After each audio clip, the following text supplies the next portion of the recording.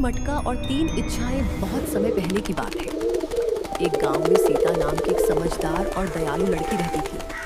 उसके माता पिता बहुत गरीब थे, लेकिन उन्होंने सीता को अच्छे संस्कार सिखाए थे।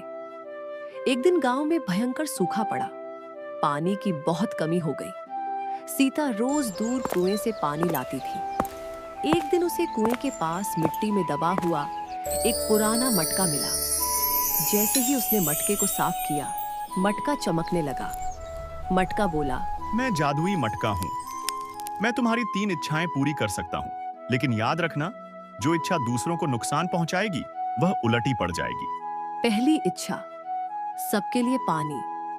सीता ने बिना देर किए कहा। मेरी पहली इच्छा है कि मेरे गांव में कभी पानी की कमी न हो। अचानक जमीन से मीठे पानी के झरने फूट पड़े। पूरा गांव खुश हो गया।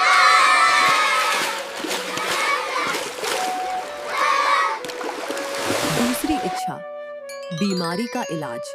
सीता की माँ बीमार रहती थी। उसने कहा, मेरी दूसरी इच्छा है कि मेरी माँ और गांव के बीमार लोग ठीक हो जाएं। मटके से उजली रोशनी निकली और सभी बीमार लोग स्वस्थ हो गए।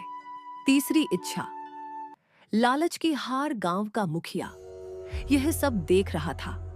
वह बहुत लालची था। उसने सीता से मटका छीन लिया और चिल्लाया, I wish to become the strongest in the world. मेरी तीसरी इच्छा, मैं राजा बनना चाहता हूँ। मटका गुस्से में बोला, तुमने नियम तोड़ा। पल भर में मुखिया का सोना मिट्टी बन गया और लोग उसकी सच्चाई समझ गए। सीता को मटका वापस मिल गया।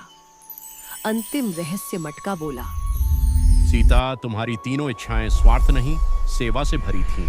अब मेरी जरूरत नहीं रही। मटका हवा में घुल गया, लेकिन गांव हमेशा के लिए खुशहाल बन गया। ऐसे ही कार्टून वीडियोस देखने के लिए टून सिनेमैटिक चैनल को सब्सक्राइब कर लो। Thanks for watch.